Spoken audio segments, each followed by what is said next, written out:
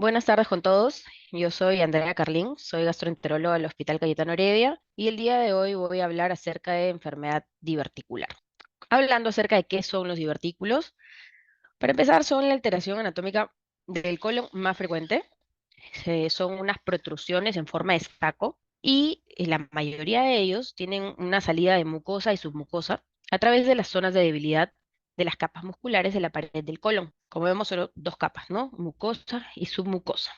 Por eso, en realidad son pseudodivertículos, no tienen todas las capas involucradas. Muy bien, hablar de la presencia de de divertículos es hablar de diverticulosis, que no es lo mismo que enfermedad diverticular. Entonces, la diverticulosis solamente es la presencia de divertículos en el colon, y si a esto le agregamos síntomas, ya podemos hablar de enfermedad diverticular. ¿Ok? Con síntomas ya hablamos de enfermedad. Y dentro de la enfermedad diverticular, tenemos la enfermedad diverticular sintomática no complicada y tenemos a la enfermedad diverticular complicada. Y dentro de estas complicaciones, las dos más frecuentes son la diverticulitis y la hemorragia diverticular. Como les decía, existen los divertículos verdaderos y falsos. El divertículo verdadero va a ser el que tiene todas las capas, mucosa, submucosa, muscular y serosa. Y el pseudodivertículo, el que tiene solamente parte de ellas. Y la mayoría son pseudodivertículos, mucosa y submucosa. Dentro de la epidemiología es muy conocido que la prevalencia va a aumentar conforme aumenta la edad. Y de hecho, eh, antes lo clásico era que se empiecen a presentar en los mayores de 60 años. Cada vez se está viendo esta enfermedad en los pacientes más jóvenes. Es más frecuente en los países desarrollados y clásicamente en los países de Occidente la presentación es más en colon izquierdo y en los países de Oriente en colon derecho. La gran mayoría de los pacientes, entre 80 y 85% de ellos, nunca va a generar ninguna molestia con respecto de los divertículos, pero un porcentaje pequeño puede tener alguna complicación como la diverticulitis, la hemorragia diverticular. En realidad, los números no son exactos, depende de la literatura que revisemos, y un grupo, un 25% de los pacientes, va a tener síntomas, pero no relacionados a complicaciones. Entonces, un grupo aprox de 25% va a tener esta famosa enfermedad diverticular no complicada sintomática. Varía un poco el tema de los porcentajes dependiendo de nuestra revisión, pero dentro de las complicaciones, recordemos, ¿no? La perforación, los abscesos, la fístula, incluso la obstrucción, es una posibilidad. Nuevamente vemos que la gran mayoría de los pacientes va a estar asintomático, ¿ok? Asintomático. ¿Cuáles son los factores de riesgo para desarrollar esto?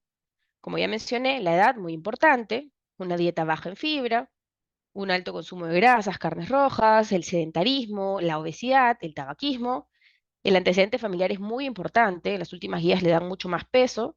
Hay algunos estudios ya de secuencias genéticas que tienen identificados ciertos genes que están involucrados en esta enfermedad y obviamente la idea es trabajar en lo modificable, ¿no? En el estilo de alimentación, estilo de vida.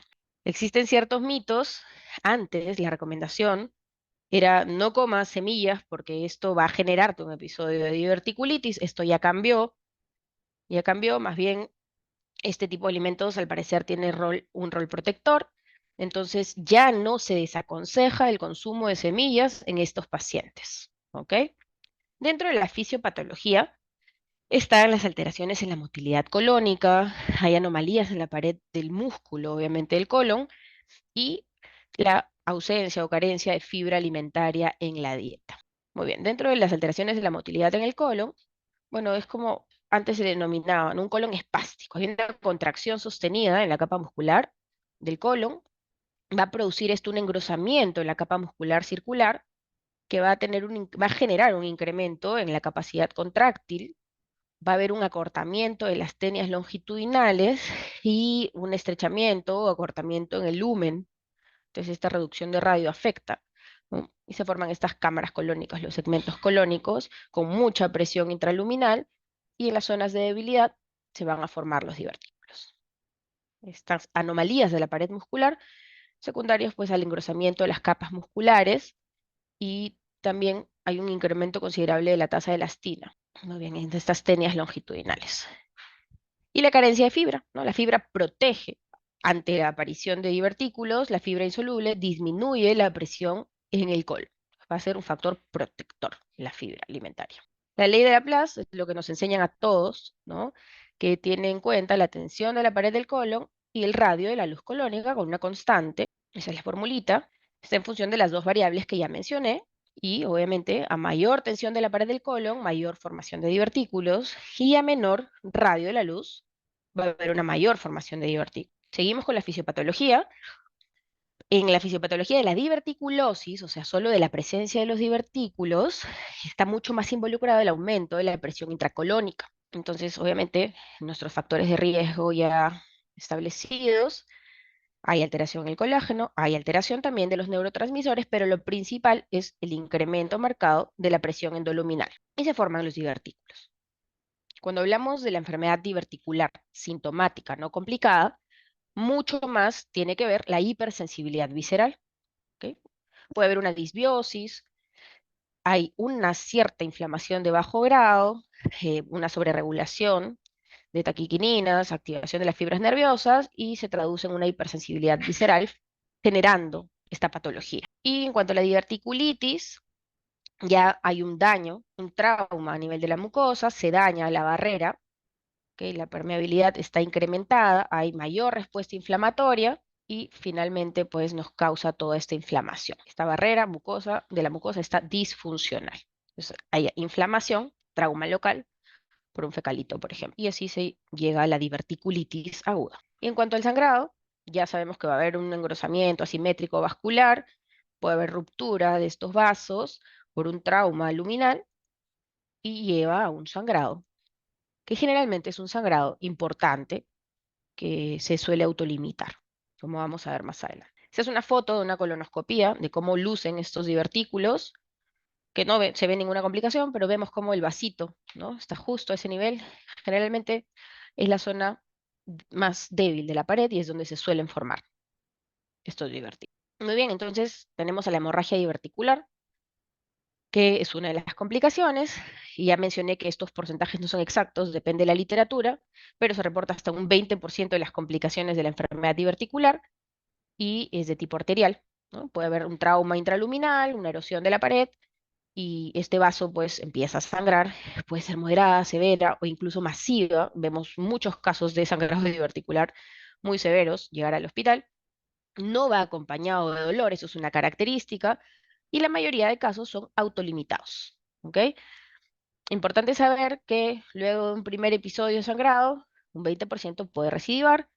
Luego de dos episodios de sangrado, entre 50 y 60% van a tener un tercer episodio. Y esto de acá es una recomendación que, bueno, la resección quirúrgica podría a partir de un segundo episodio empezar a plantearse, el paciente empezar a conocer a un cirujano, pero ya no es tan exacto esto de decidir operarme a partir pues del número de complicaciones, pero todavía lo hacen. Muy bien, ¿cómo tratamos estas hemorragias?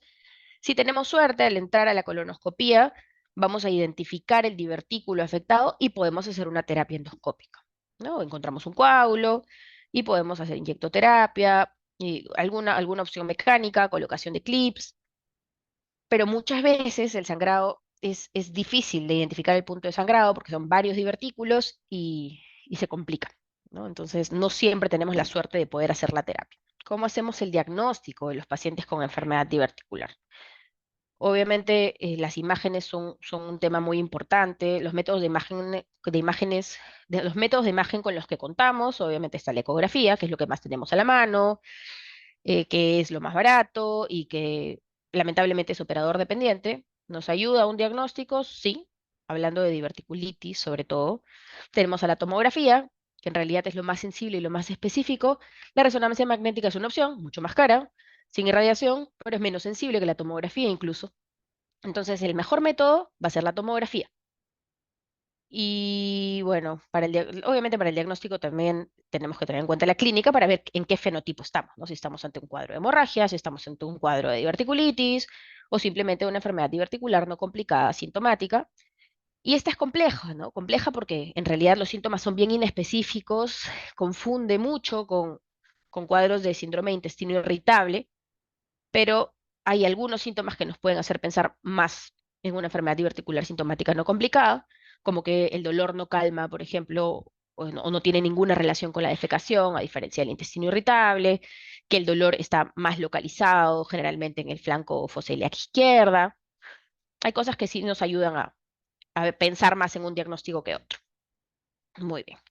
Y también, si es que es muy, muy difícil de diferenciarlo, se pueden pedir ciertos biomarcadores como la calprotectina fecal, pero no es que esté indicado de rutina.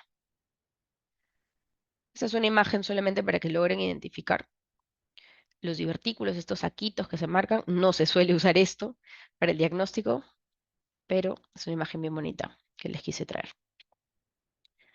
Muy bien, entonces ahora hablando de diverticulitis aguda, que es la inflamación del divertículo, esta puede ser no complicada o puede ser complicada, ¿no? Entonces, cuando ya tenemos un absceso, se perfora el paciente o hace una fístula, obviamente estamos hablando de los casos complicados, ¿no?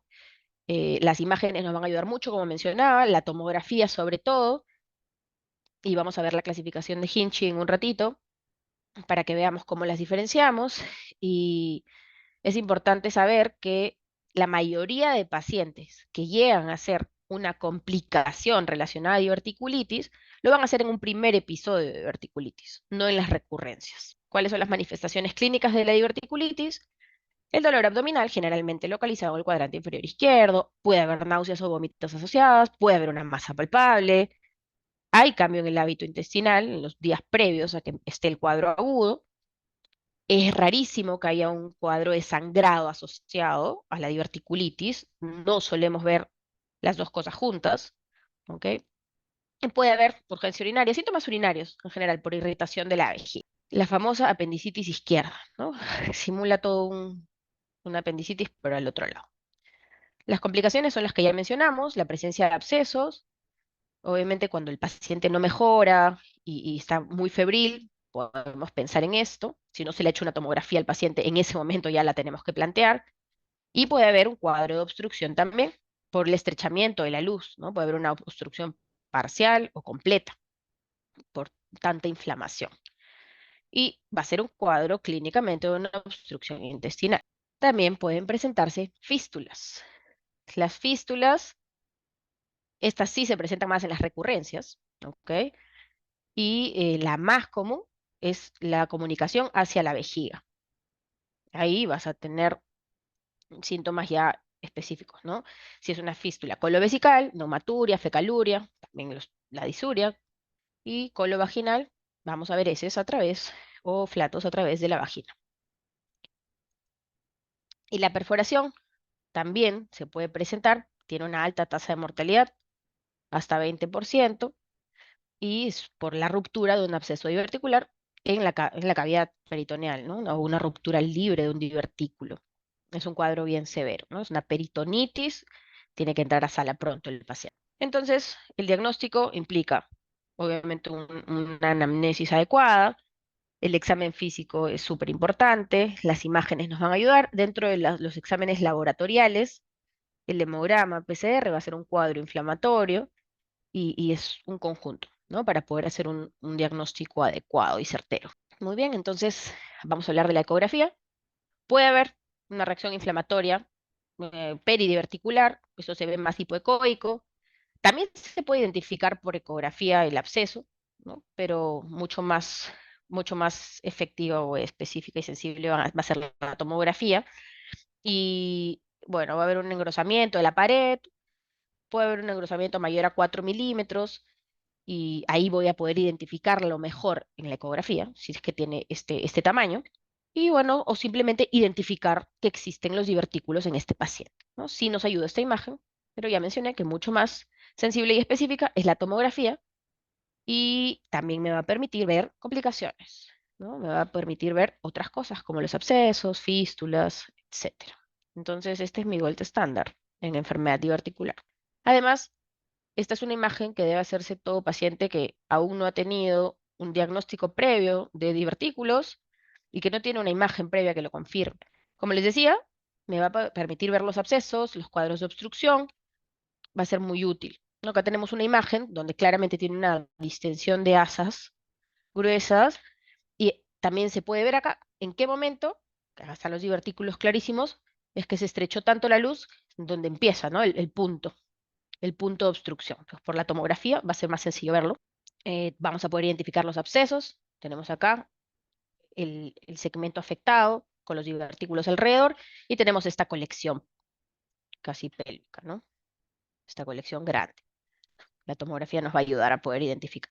Y esta es una imagen interesante en la que se ve acá el punto de la fístula, ¿no? Que va hacia vejiga. Este paciente ya debe estar con síntomas relacionados a esta fístula colovesical. Y eso es un cuadro ya más severo, ¿no? Vemos aire, acá ha habido una perforación y señalan incluso el sitio probable de perforación, ¿no? Un cuadro bien severo que va a entrar a la sala, ojalá rápidamente. De esta clasificación les estaba hablando, la clasificación de Hinchi. Esta es la clásica, donde solamente habían uno, 2, 3, 4. La uno con un absceso localizado pericólico. La 2 ya era un absceso más grande, mesentérico. 3 una peritonitis, ¿no? Con una perforación, pero no fecaloidea. Y la última era fecaloidea. ¿Ok? Y se hablaba de que a partir de la 2 era complicada. La diverticulitis complicada. Luego, ha habido varias modificaciones, pero esta es la más usada. Y acá separan 1A de 1B. Y en la 1A solo un flemón, solo hay inflamación. En la 1B hay un absceso pericólico, pero menor a 4 centímetros. Y ya en la 2 el absceso es mayor a 4 centímetros. Igual 3 pericutonitis purulenta y 4 fecaloidea. Les hacen esta distinción. ¿Cuándo debe realizarse la colonoscopía? En el contexto agudo de una diverticulitis, por supuesto que no debe hacerse, ¿no? Hay mayor riesgo de perforación y de complicar más al paciente. El tiempo luego del cuadro debe ser 6 a 8 semanas, ¿ok? Si es que el paciente no ha tenido una colonoscopía en el año previo, una colonoscopía reciente, debe hacerse una colonoscopía a las 6 a 8 semanas. También se dice que hasta que mejore los síntomas, lo que tarde más, ¿ok? Y si ya han tenido una colonoscopía el año previo, esto se puede omitir. Obviamente una colonoscopía donde se veían los divertículos. Esta es una diapositiva que he extraído de una presentación del doctor Javier Villafuerte, que hizo para la Sociedad de Gastroenterología, que me pareció muy interesante, porque están cambiando las recomendaciones ya hace años. Se está tratando de demostrar que no a toda diverticulitis se le debe dar antibióticos, ¿no? Entonces expone ahí las guías que han estado viendo eso y en la última, de la guía americana del 2021, ya son más como contundentes con sus recomendaciones y nos ponen que el antibiótico en diverticulitis aguda no complicada debe tener un uso selectivo, no debe ser de rutina, ¿ok? Entonces hay que individualizar cada caso. ¿Ya? Las diverticulitis no complicadas que sean inmunocompetentes, adultos por supuesto, y que no tengan inflamación sistémica. ¿A quiénes sí? ¿A quiénes sí deben dar antibióticos de todas maneras? A las complicadas, ¿no? Los casos que ya tienen obstrucción, absceso, perforación o fístulas, y a los pacientes que tienen algunos puntos que nos van a indicar que se va a complicar, ¿no? Como paciente con 5 días de síntomas que estoy observando, obviamente no está mejorando, de todas maneras, darle antibióticos, pacientes con emesis marcada, inmunocomprometidos, ASA 3 o 4 con nuestra clasificación anestesiológica, leucocitosis más de 15.000, proteína C reactiva más a 140, y que la tomo tenga un compromiso extenso, ¿ok? O colección, ¿no? A estos pacientes, de todas maneras, se les va a dar antibióticos, de todas maneras, ¿ok? El tratamiento ambulatorio, clásicamente, ponían de 7 a 10 días, en otra literatura encontré de 4 a 7 días, pero esto es lo que se está tratando de cambiar. ¿Ok? Porque son los no complicados que se decide ver ambulatoriamente. Hasta ahorita no conozco muchos colegas que se animen a no dar antibiótico terapia, pero es lo que ya está indicado. Entonces, tenemos que cambiar el chip ahí. La dieta, tolerancia oral progresiva, en realidad, cuando fracasan recién el tratamiento ambulatorio, es que sabemos, ¿no? 5 días ahí de observación, 3 a 5 días, ya planteo una hospitalización. Y el tratamiento hospitalario va a ser para controlar bien la parte inflamatoria sistémica, tener controles de la parte del hemograma PCR. Tiene que estar el paciente recibiendo antibióticos endovenosos en los primeros días, dar analgesia, porque a veces el dolor es realmente muy intenso. La dieta se da NPO, pero las últimas guías recomiendan tener una dieta líquida también una dieta líquida. Obviamente, si se sospecha que hay alguna complicación que va a terminar entrando sala, de todas maneras el paciente va a estar en NPO. Y si evoluciona favorablemente, se puede llevar a casa los antibióticos para completar aprox 10 a 14 días de tratamiento. Las guías solamente nos mencionan que hay que cubrir los anaerobios y gram negativos, obviamente. Va a depender mucho del contexto del paciente. Si es un paciente que no ha estado expuesto a ambientes de la salud, empiezo de menos a más, pero si es un paciente que ya ha recibido múltiples tratamientos antibióticos, no voy a empezar con una fluoroquinolona básica, sobre todo en este medio que tenemos tanta resistencia, ¿no? Y antes de seguir, el tratamiento ambulatorio que se suele dar, por ejemplo, si tengo una diverticulitis no complicada, pero es un paciente inmunocomprometido y el paciente desea estar en casa, ¿con con qué manejo se va? Te dicen, ¿no? Una fluoroquinolona asociada a metronidazol, cubriendo gram negativos anaerobios. Otra opción es amoxicilina con ácido clavulano. Hay que tener en cuenta que si el paciente tiene abscesos, obviamente tenemos que pedir apoyo de radiología intervencionista. Esos probablemente van a necesitar drenaje percutáneo. Y si hay alguna otra cosa más seria, va a necesitar un manejo quirúrgico, ¿no? El cirujano tiene que conocer estos pacientes, sobre todo cuando es una enfermedad recidivante. Entonces, ciertos criterios clásicos para que decidamos hospitalizar al paciente: la complicación, y dentro de la no complicada, el paciente séptico, el inmunocomprometido, una leucocitosis significativa, como acabamos de mencionar, un adulto mayor con muchas comorbilidades. También vamos a tener reparos de tener un manejo ambulatorio, ¿no? Entonces, todas estas cosas hay que tener en cuenta. Criterios de alta: simplemente la mejoría clínica. Si el paciente no empeora y va todo bien, perfecto, va a poder ir a casa y completar su tratamiento antibiótico de manera ambulatoria. Y siempre tener un control, ¿no? No que vaya a casa y nunca más verlo, sino un control dentro de la semana siguiente y hasta que esté completamente asintomático. La mejoría clínica es la que manda siempre. Muchas gracias.